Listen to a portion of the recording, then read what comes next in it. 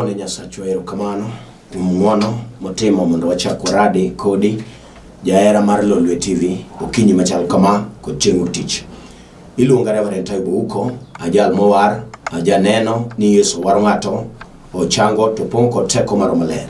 Okinyi ni Nyasaye gi ng'uono ne otimo mondo waradi e yor yamo ka ibedo piny mondo iwinj wach mar Jehova. Adona som kodi ndiko e kitabu mar Samuel mokwongo 16 Matindo auchiel nyaka 13. Adona som kodi ndiko mar Samuel mokwongo 16 chakre 6 nyaka 13. Mumb Nyasaye wacho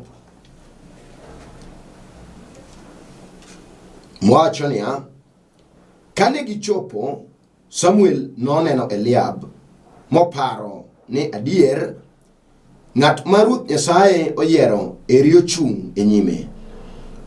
To Ruoth Nyasaye nowacho ni Samuel niya, kik ing'i wang'e kata borne nikech asedage. Ruoth Nyasaye ok ng'ichi kaka dhano ng'icho. Dhano ng'iyo ringruok, Ruoth Nyasaye ng'iyo chuny. Eka Jesse noluongo Abinadab momiye okadho e nyim Samuel. To Samuel nowacho niya, Ruoth Nyasaye ok oyiero jali bende. Eka Jesse nomiyo Shama okadho. Samuel nowacho niya, Ruoth Nyasaye ok oyiero kata mana jali. Kamano Jesse nomiyo yawuote 7 okadho e nyim Samuel. To Samuel nowacho ni Ruoth Nyasaye ok oyiero moro kuom jogi. Eka nopenjo Jesse niya, magi e kar romb yawuoti duto koso? Nodwoke ni, ooyo, pod odong' machogo, en okwayo rombe. Samuel nowacho ni Jesse niya, ng'ato oluonge nikech ok wanyal bet piny kapok obiro. Mino or ng'ato mokele e nyimgi. Ne en wuowi masilwal kendo man gi chia. Eka Ruoth Nyasaye nowacho ni Samuel niya, chungi iwire gi mo nikech jali e en. Omiyo Samuel nokawo mo mowirogo Daudi e nyim wetene. Mi Roho mar Nyasaye nobiro kuom Daudi gi teko mobedo kode chakre chieng'no.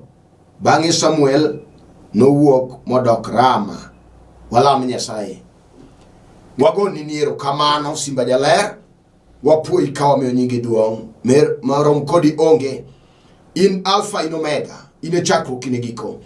Rabi amalo Nyasaye kigo kambi kakondeke. Ne jago ka kambi Nyasaye gelo molwori. Asewali Nyasaye gokinyi kiyao chuny janeno. Yao pache Nyasaye kia winjne. Mwach ka wach ma aido ayalka. We obed konyruok ne ng'ato Nyasaye manena. We obed konyruok ukinyini ne de chuo Nyasaye maka moro chunyene ne piny. We obed konyruok nyaka ne dhako maka moro gino ne noserondi. Erokamano Ruoth Atarongala Nyasaye kia malo gi wechegi. Iwir lewa Nyasaye mondo bed chang sani Nyasaye ne jatuo. Asewali kamiyo nyingi duong' e nying loch mar Yesu Kristo. Amen. Awacho iluonga Reverend Taibo Uko, awuode Nyakach Kandaria, owara ero Yesu, alemo kod kanisa mar St. Meshach Fellowship Church, Hera, an kaka jakwath e piny Nairobi, Kibra. Wach masomo e kitabu mar Samuel mokwongo 16 Matindo 6 nyaka 13. Thoro mar wach yie ma Roho Maler chuna mondo wuoye en ni Ruoth Nyasaye ok ng'ichi kaka dhano ng'icho. Mane wach ma adwani walalre kodi manok kabisa janeno kata jaera mar Lolwe. Ruoth Nyasaye ok ng'ichi kaka dhano ng'icho. Asomo muma mondiki ndo en wach makamoro isesomo samoro bisewinjo. Ruoth Nyasaye okela mondo walalre kodi yor fwenyruok modhi gi iye, yor fwenyruok modhi malach. Ondiki ni e kinde no mag muma mane oganda Israel ne ni matek. To Nyasaye noketo ruoth miluongo Saulo mondo bed ruoth kendo bed jatelo mar oganda Israel. Saulo notiyo kamano, kendo notiyo gi miwafu gi chia. To kaka wuoth rabora, Saulo nobedo gi ng'ayi gi sunga. Nochako timo timbe mane ok mor Nyasachwa. Nochako timo timbe mopogore gi dwaro mar jal manoyiere miluongo Nyasaye maduong' mar onu. Wachno nomiyo Nyasaye nogolo tie mare kuom Saulo. Mandiko ni muya marach nogore kuom Saulo kane ochako timataro mar dwaro mar Jehova. Jehova noketo muya marach ogore kuome. Saulo koro ne ok nyal tiyo e nyim Ruoth Nyasaye gi mor. En sigana malach manochuno muluong Daudi ka Jesse chieng' moro ka muya marach ogore kuom Saulo. Samani udi Jesse manothuon odonjo kagone gita to werne mondo muya marach okadhi. Okare ka Nyasaye owe ng'ato to tie mar Nyasaye be wuok kuome. Wachno notimore ne Saulo, kendo sama ne Nyasaye oweye ma tie mar Nyasaye kod rumbine nowuok, Saulo nodong'o poko, kendo gik manotimo nokuogne ni loye lweny pile. Ket Nyasaye ma jakedo, jalweny mochung' ewi kedo kod lweny, nosegolo tiene kuome. Lweny ka lweny manodhi ni loye, kendo nyaka lweny matindo manodhi agoyo monindi gi wasike lo. Sama Nyasaye nogolo tiene kuom Saulo, lweny ka lweny ne loye. Wach momiyo chieng' onogo Nyasaye nong'iyo oganda Israel koneno ka kuro Saulo seweyo dwarone. Saulo kuro tiyo gi pache mar dhano. Saulo kuro tiyo gi ringre. Ok ong'i ni gino miyo nying Nyasaye duong'. Duong' odog ne Yesu simba jaler. To wang' Nyasaye ma jarit singruoge nowuoyo go oganda Israel, wacho ni an Nyasaye manotimo singruok gi Ibrahim, Nyasaye manotimo singruok gi Isaka, an Nyasaye manotimo singruok kod Jakobo wuoro. Sama nigolo oganda Israel e piny twech, Nyasaye noparo singruoge. Ket Nyasachwa en Nyasaye ma japar singruok.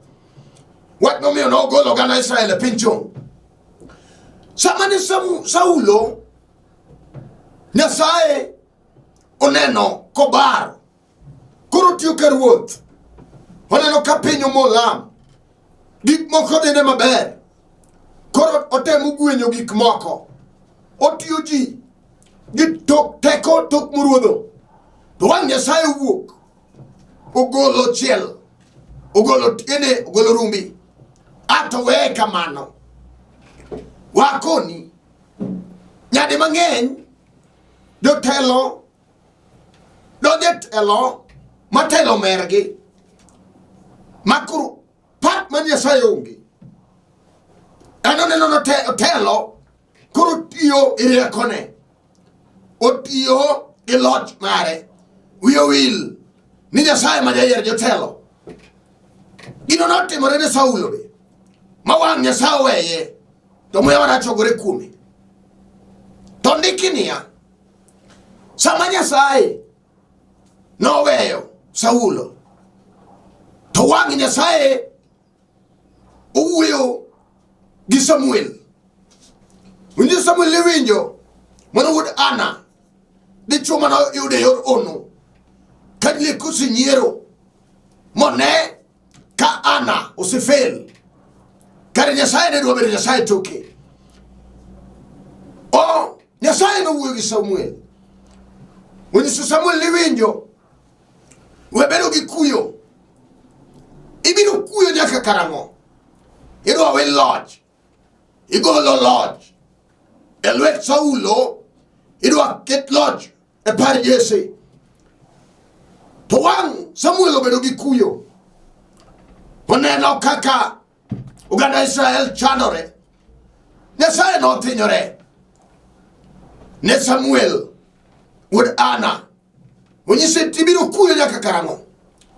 Tasedagi mondo kik Saulo bed ruoth. Wang' Nyasaye wuoyo kode. Kakoro Samuel okuyo. Penye ni biro kuyo nyaka karang'o. Tasedagi mondo kik Saulo bed ruoth. Kaw mo mondo ol mondo idhi e dala Jesse. Iwir jal mabiro walo. Aseyiero wuode moro mondo bed ruoth.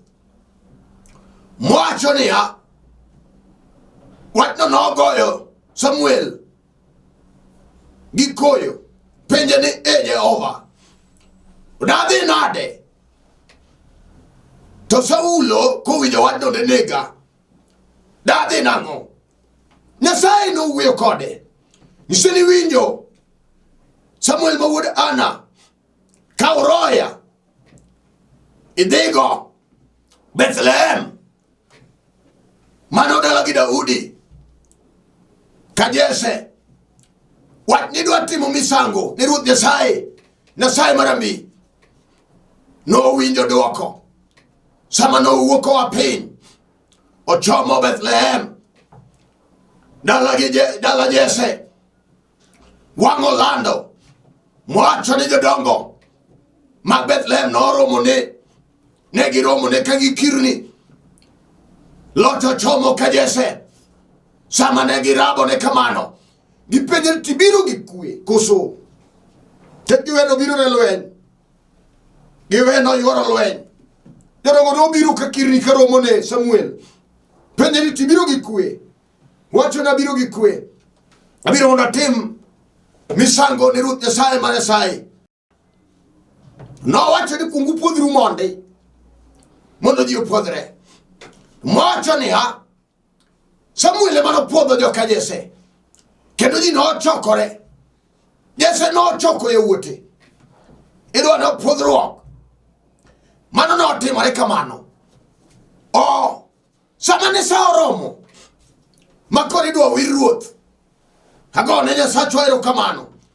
Mowacho niya, sama ne gichopo, to wang' Samuel oneno wuod Jesse maduong'. Oneno Eliab, mano wuod Jesse, wuoyi marabora mogangore. Ema wang' Samuel oneno. To wacho na adier, jal ma Ruoth Nyasaye oseyiero ochung' e nyime. Wach mano wang'o e Jehova. Nikech kane Samuel be ok ne gini, wacho ni winjo, Ruoth Nyasaye ok ng'i kaka dhano ng'icho. Mane ujumbe ma dwaro ler manok. Nowuo gi Samuel. Ruoth Nyasaye nowuoyo kode.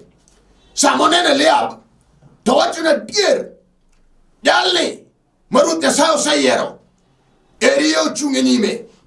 Ruoth Nyasaye onyise niya, wengi owang'e kata borne, kech asedage. Samuel ne ng'iyo wang' Eliab. En ong'iyo kaka ogangore. En ong'iyo dende. To wacho ni jali ruoth. Wach momiyo Ruoth Nyasaye nowuoyo kode. Onyise ni we ng'iyo wang' jali kata borne kik ing'i, kech asedage. Ruoth Nyasaye ng'iyo chuny ng'ato. Dhano jang'i ringruok. Iwinjo kata ibedo piny okinyi, wan gi weche mosetimore mang'eny. Duong' odogne Yesu Shimba.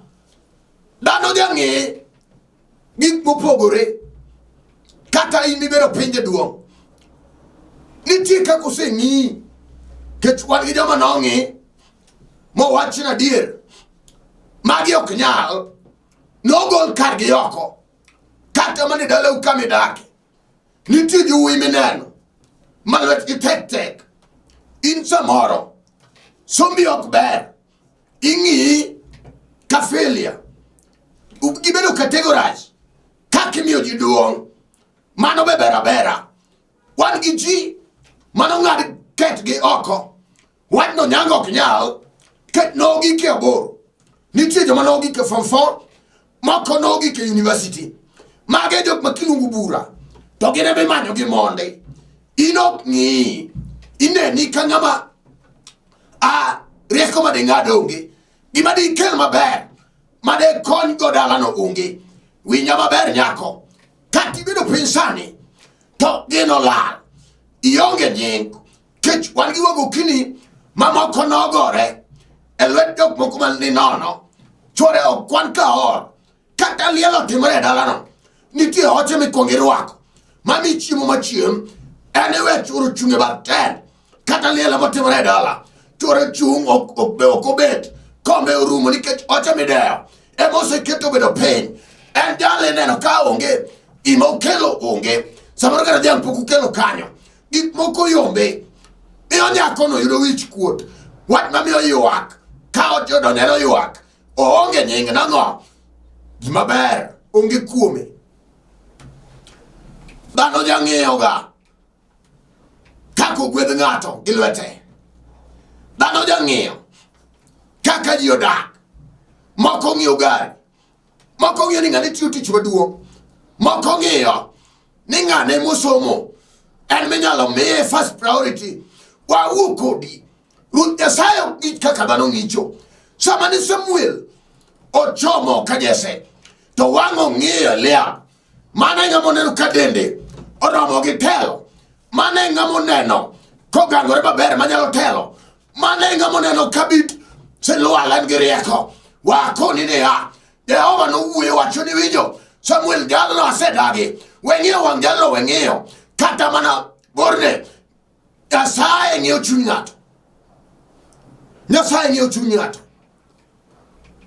wan gi jomo osegombo nyaka tho samoro ing'iya kinyi kamibedeno ni wuok piny dhako ka in gi chia ogima osegore kodi nikech ing'iyi ka ng'ama ofel samoro jochiende mag wiye nodhi momako lochni ok inyal neno nyathi samoro kelo rariw kech wan gi chunje mag wiye magwago kini mag choke mag pat wiye nodhi onyono ni piny in katedo to ber onge ijal maywak machamo pi wang' otieno en pilo mare opong' gi pi wang'e kech chunje noluwe modhi kode katedo chunje go umore kode onget to wang'o kelo sasia momiyo kone ber mar keny koro dagi nene ka ng'ama ketho ni wuode sa inene ka ng'ama okuwinjore mondo tede dala motedeno wach omiyo sewuo gi chwore mondo chak omed dhako moro kech inene ka ng'ama ok bi kelo tie kod geno mar dala inene ka ng'ama oonge dongo e dala modonjeno wach momiyo ok nyal kata kaw dhok mondo odhi onyuome iwinjo nikech ang'o ber onge kuome Samuel odonjo ka Jesse to neno Eliab magino goye mbi wacho na dier jal moseyiere Nyasaye nyise ni weng'iyo wang' jalo mano ok yiero na yiero ma Nyasaye opogore ma dhano Nyasaye ng'icho mopogore dichuo we awuo kodi kawuono gokinyi kata mana in mibet sani gokinyi ni wan gi weche misekale matek momiyo klasi ogore piny ionge nying nyaka dalau nyaka rangach kamiaeno un mineno uka filia samoro ni somo ki ouslo ma ous modwa dala no rumo to wang' chunje baba maden lauji ulawi sani gimitimo onge maneni ka ng'ama ok nyal we anyisi nitie Nyasaye Nyasaye ok ng'ich kaka dhano ng'icho osewuok kuomi mowach weche magalagala samoro ni somo mambese umanu somo go osetiyo moko sendiki idiwo gi papers gi kanyo maji usiwuoyo jo gweng' mane ok odhi sikul wacho ni kar somo be onge tiende ketu chingiri no somo to wan kodgi ka gedho malo gweng' ka kae mwago kodgi otong' dong wago kodgi apiko ok neber mar sombino Ruoth Nyasaye ich kamano dungo dog ne Yesu shibedele nong'i ka Jesse wang'o ne Eliab Ruoth Nyasaye odage wacho ni weng'io bor jalo wang'i Jesse omakore uchako ukela binadamu mano dichuo mar ariyo ukel jowuoyi mokwongo ineno ni mage moromo kedo mage manyalo chomo lweny mage minyalo siane Goliath Nyasaye wacho niya jalno be ok ayier wang' Samuel wacho ni winjo kata mana binadamu ok oyier wang' Samuel Jesse ochako dhiro Shama mano dichuo wuoyi mar adek Ruoth Nyasaye wani mano be ok ayier wach manomiyo Samuel luoro wacho ne Jesse ni winjo ket jowuoyi abiriyo mano kalo nyime te jowuoyigo no fail kare dhano ne ng'iyo dhigruok dhano ne ng'iyo kaka jogo bocho dhano ne ng'iyo gi face value ma oko kare Jehova ne ng'iyo chuny Samuel wang'o penjo Jesse ka ji abiriyo polo osetamore ji abiriyo osego yamo wang'o chako wuo gi Jesse penjo to magi kod jowuoti nochich owacho ni winjo nitie jogo mapod odong' Ente papo kwa rombe mano jakwath jal madung' chieth rombe en sama puodho ji ok dware okwa oko kucho kanye mowinjore kode joka Jesse noneno Daudi ka jal moromore gi kwath mane pushon mare kanye monego bedie en ka ji timo gik moko en owene rombe pap Samuel wang'o wacho ni winjo or ng'ato mondo luonge kech gimidwa wach sani dwaro ji kojo jogore te sama ne or ng'ato moluongo Daudi thuon mano wuod Jesse chiel mar apar mar polo mowal gi Jehova sama nodonjo kamano eka wang' Nyasaye wang'o wuoyo gi Samuel wacho ni mane maseyiero wire amalo gi momo di wir dichuono ma wacho niya sama no wir Daudi ka Jesse Roho mar Nyasaye no lime no biro gi teko mang'eny owalo ruoth madam jal mabiro chomo lweny jal mosewir moik maber iwinjo kata mana in nitie wach monego timre ni kata nyuola ni ka felia kata ni ka jal ma ok nyal kata ni ka jal ma ketho sa nitie Nyasaye manyalo wirimo kawuono michak yud gik manolal ni te iwinjo nade Daudi none ka jakwath nonene ka jal mowinjore en oyango nyithi rombe to wang' Nyasaye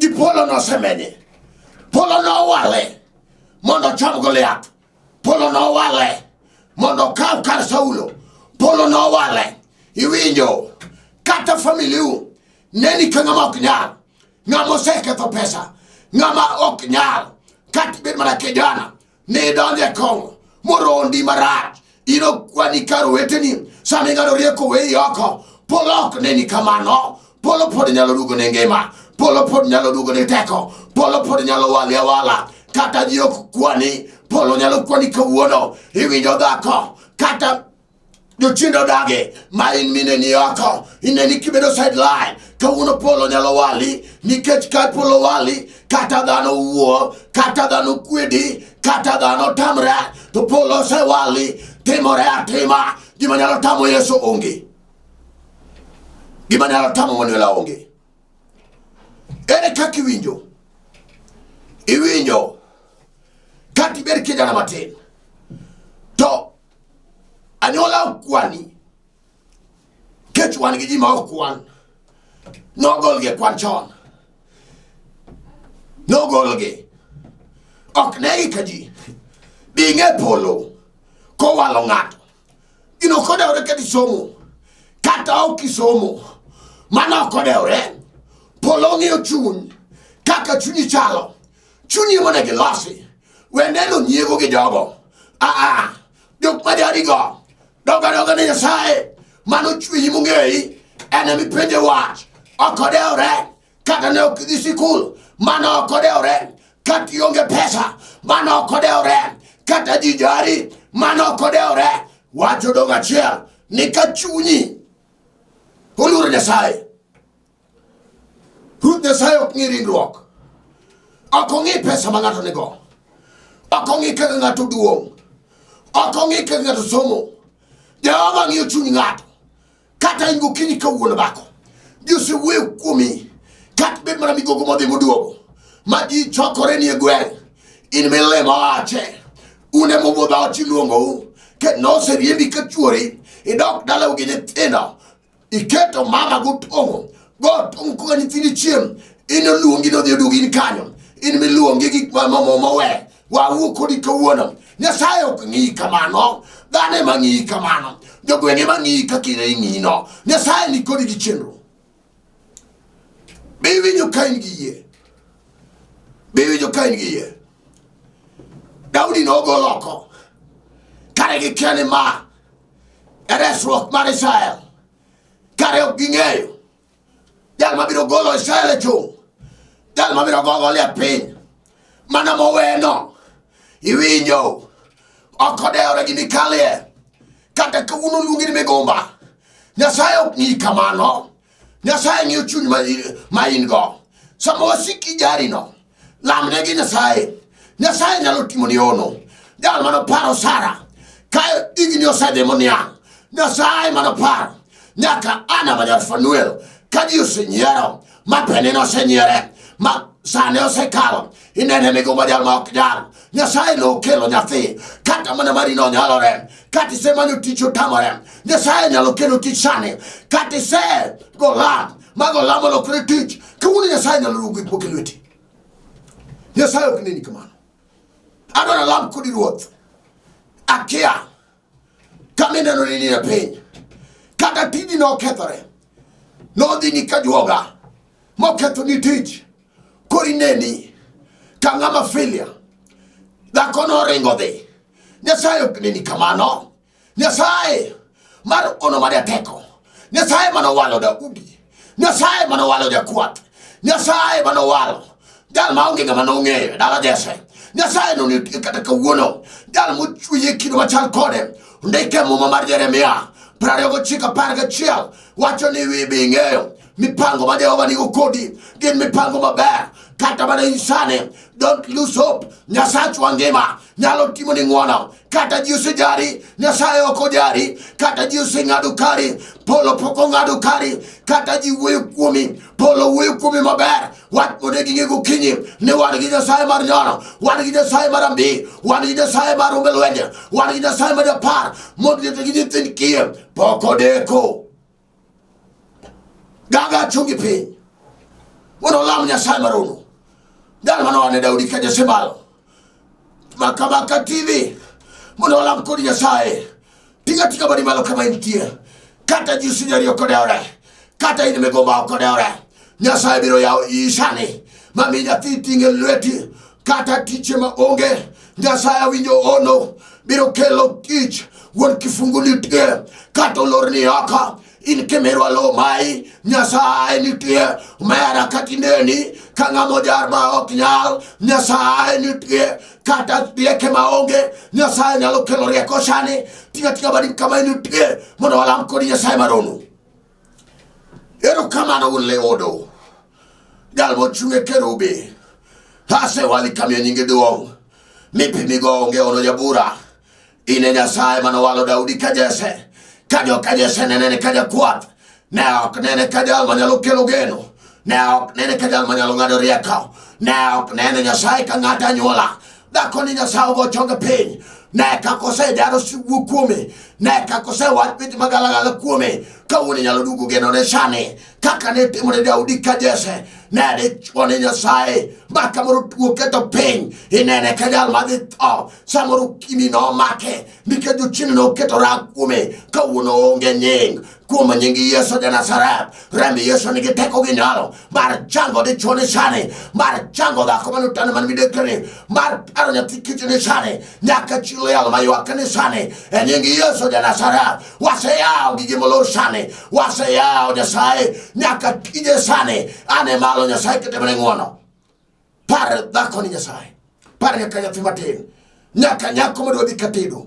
To jochinde otame ni. Nyaka mayolor ni. Yao iye Nyasaye. kechondike mumi ni onge manoset ami dane manyalo tam adoge menyalo tam in motami oke pokoyode hase wali Nyasaye nyaka ne lolo tivika amalo Nyasaye na idara kaidara ipar ni kukelo ipar Nyasaye nyaka Josephat Nyasaye amalo ne idara kaidara giji duto Nyasaye matilo lwe tingi malo Nyasachwa kumsekowe wachni mondo winji kumsekowe wachni mondo winje ungema Nyasaye tergi ongala machielo rabi mondo jingi odung manyaka chien ipar jo yalo Nyasachwa mayale tivine Nyasaye pare ne wabewa ipara bishopa bol madichwa malo Nyasaye no gula maroche ase wali Nyasaye nyaka ne samboy ya malo Nyasaye nyaka ne bededik machichwa par ji duto Nyasaye riat kitingo gi malo pile kod pile ase lami Nyasaye nikese chango je tuo mane tuo Nyasaye ise paro Nyasaye nyaka manolor nene ise tingo malo nyaka mane jaro mane okneka gimoroni ise dugo ne nying ise dugo ne geno Nyasachwa dungi pako dungi meka chie alamo keye nying Lord Maria Yesu Kristo. Amen. Amen. Anma wuyo kodu iluonga Reverend Tayubo Uko owara ero Yesu alemo kod kanisa mar St. Meshach Fellowship Church Hera ane piny Nairobi e Paris mar Kibra e Nairobi wan gi branches mopogore mang'eny wan gi kanisa karibu South karibu North motelo go wadwa Pastor Ezekiel Abuya ogudi Mikaya Nyasaye mondo gwedhre chuono kama entie yakwar node otingi malo wani kanisa piny Mombasa motelo gi Sam Gachara Nyasaye otingi malo goyo mote gi jok moluori erokamano ne kanisa man Ahero kanisa marabuor kanisa manywang nyagrongo malo Nyasaye mondo timnu ng'wono Nyasaye mondo par jowa te kamora mara magintie Archbishop wadwa Jafeth Onyanga Kongo Nyasaye mondo timni ng'wono Nyasaye opar watenga madwaro biro kama antiane pen Kibra namba na amisane ka okinyal biro kama ochokore Butrail Education Center enyalo go nembri gago mondo walam kodi ruoth Nyasaye nitie pod timo gik madongo pokoloye manyaka nene kata sani entie kata jijari Nyasaye pokojari polo pokojari kata jineni ka ngama oknyal kata neni ka ngama dhi thoi pogolopi Nyasaye nitie nyalo dugo ni ngema kendo makin kwani ka ngato namba na N07 27 0727 38 54 24 number 90727 38 54 24 number number Airtel N07 34 434 156 0734 434 156 Nyasaye mondo parwa riat para juang Zakiel pen kaks gunga beta utingu malo riat Nyasaye mondo tingu malo warat kendo chieng' wuok tich sa 12 nyaka 12 ginus. Shalom. Shalom.